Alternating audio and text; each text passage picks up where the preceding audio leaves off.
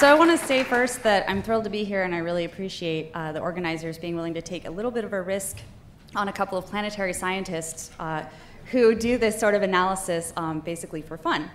So a little bit of background, Tess and I were grad students at Berkeley together, and we had the opportunity to both take classes with and teach classes with Michael Pollan. And so we learned a lot about food sustainability in that environment.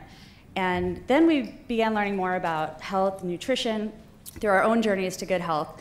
And through that avenue, we found ancestral health. And the symposium last year was sort of a, religious experience for us. And so we noticed that there was a missing conversation going on. And we really think that there is some work that can be done between the paleo community and the sustainability community that's really, really important. And so please listen to the whole talk before you throw anything at me. I know I'm talking about contentious issues, but really my point here is to get you guys excited and interested in getting involved in sustainability and what that is going to mean for us and our food system. Okay, so with that, food system.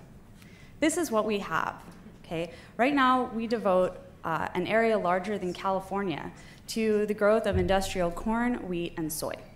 And I say industrial to point out the fact this is not food that you can go and pull off a plant and eat.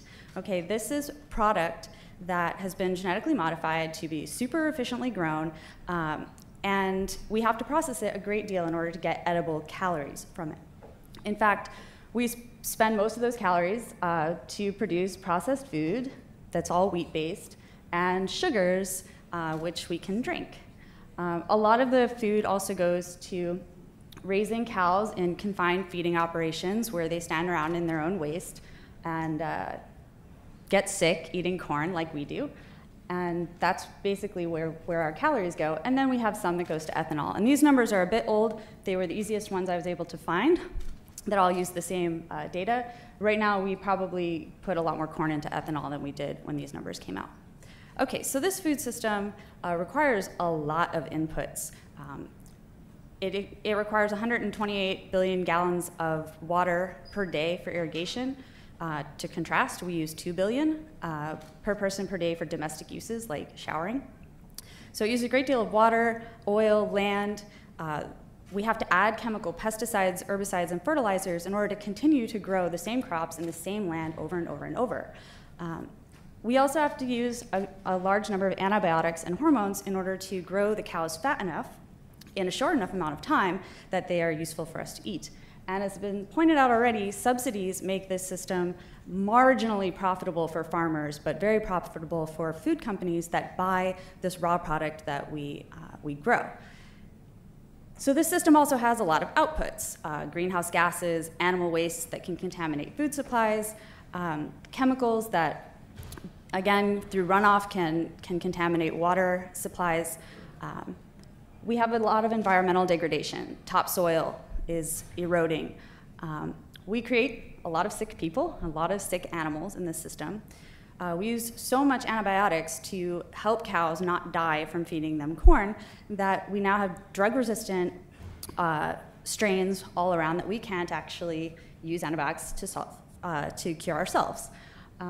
Again, because this is a very profitable industry for a very small number of companies, those companies in turn have a lot of power, more power than we feel like we have as consumers, which is a big problem.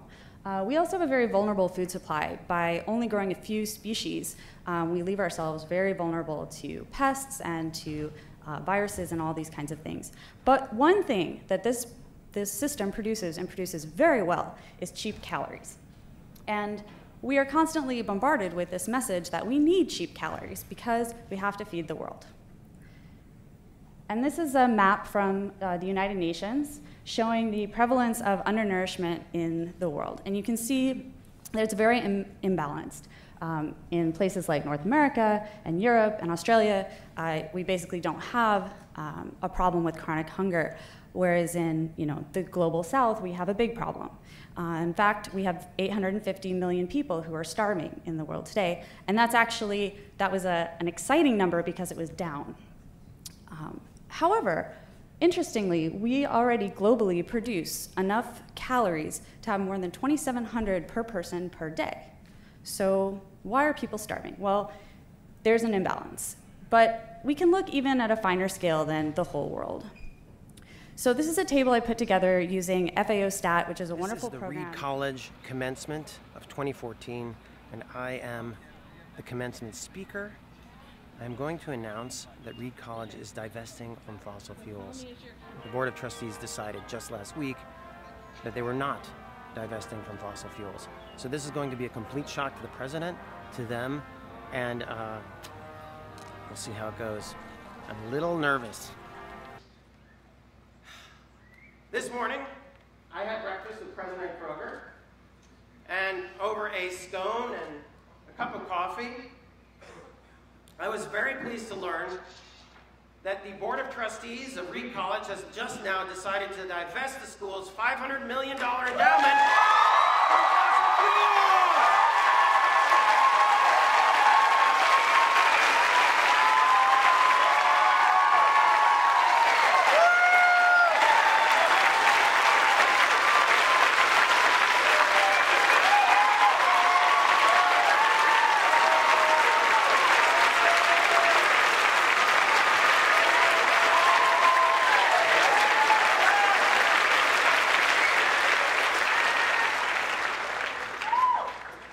This is indeed fantastic news.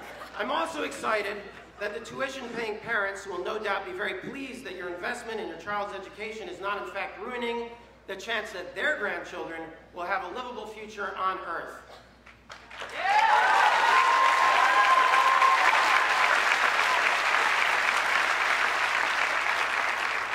But this is even more exciting.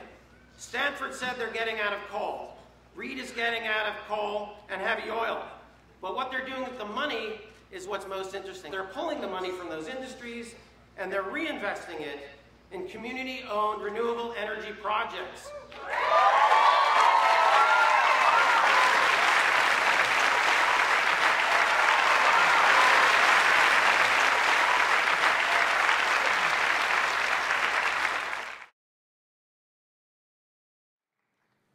Thank you. I never really expected to find myself giving advice to people graduating from an establishment of higher education. I never graduated from any such establishment. I never even started at one. I escaped from school as soon as I could, when the prospect of 4 more years of enforced learning before I could become the writer I wanted to be seemed stifling. I got out into the world, I wrote, and I became a better writer the more I wrote, and I wrote some more, and nobody ever seemed to mind that I was making it all up as I went along. They just read what I wrote, and they paid me for it, or they didn't. And often they commissioned me to write something else for them, which has left me with a healthy respect and fondness for higher education that those of my friends and family who attended universities were cured of long ago. Looking back, I've had a remarkable ride. I'm not sure I can call it a career, because a career implies that I had some kind of career plan, and I never did. The nearest thing I had was a list I made when I was about 15 of everything I wanted to do. I wanted to write an adult novel, a children's book, a comic, a movie, record an audio book, write an episode of Doctor Who, and so on. I didn't have a career, I just did the next thing on the list.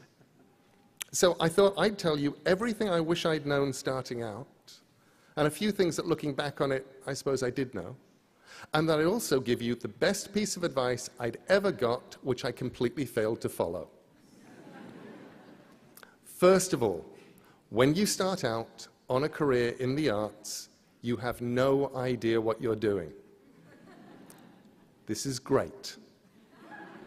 People who know what they're doing know the rules, and they know what is possible and what is impossible. You do not, and you should not. The rules on what is possible and impossible in the arts were made by people who had not tested the bounds of the possible by going beyond them. And you can. If you don't know it's impossible, it's easier to do. And because nobody's done it before, they haven't made up rules to stop anyone doing that particular thing again.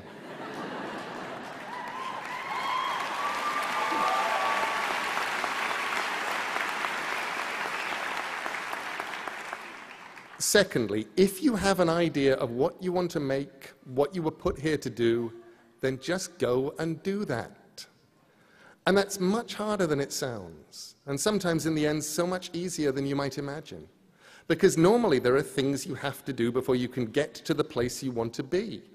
I wanted to write comics and novels and stories and films. So I became a journalist, because journalists are allowed to ask questions and to simply go and find out how the world works. And besides, to do those things, I needed to write, and to write well. And I was being paid to learn how to write economically, crisply, sometimes under adverse conditions, and on deadline. Sometimes the way to do what you hope to do will be clear-cut, and sometimes it'll be almost impossible to decide whether or not you're doing the correct thing, because you'll have to balance your goals and hopes with feeding yourself, paying debts, finding work, settling for what you can get. Something that worked for me was imagining that where I wanted to be, which was an author, primarily of fiction, making good books, making good comics, making good drama, and supporting myself through my words. Imagining that was a mountain, a distant mountain, my goal. And I knew that as long as I kept walking towards the mountain, I'd be all right.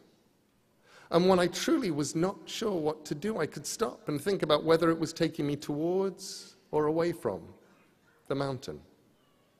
I said no to editorial jobs on magazines, proper jobs that would have paid proper money, because I knew that, attractive though they were, for me, they would have been walking away from the mountain. And if those job offers had come earlier, I might have taken them, because they still would have been closer to the mountain than I was at